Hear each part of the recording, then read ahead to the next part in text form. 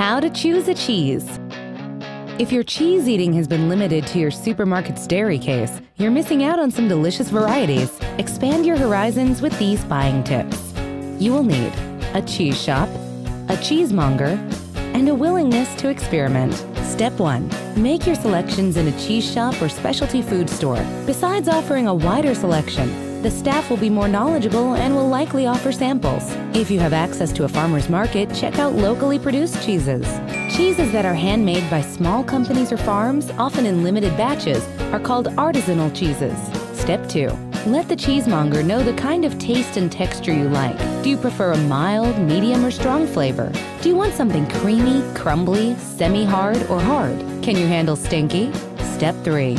If you're planning a cheese platter for several people, include at least one aged cheese, a blue one, a soft cheese, and a hard one. Step 4. Put together a post-entree cheese course featuring 5 or 6 cheeses with different flavors, textures, colors, and rinds. Be sure to include a blue cheese. Let them come to room temperature before serving. Try arranging them like a clock face.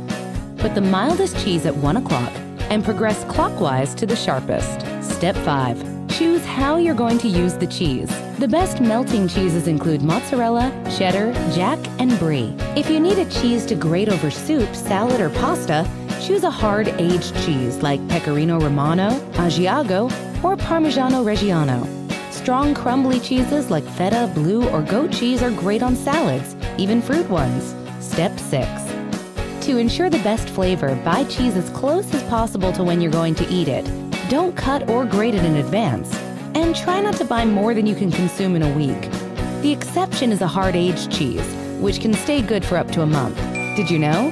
Cheese judges spit out the cheeses they taste, just like wine tasters do.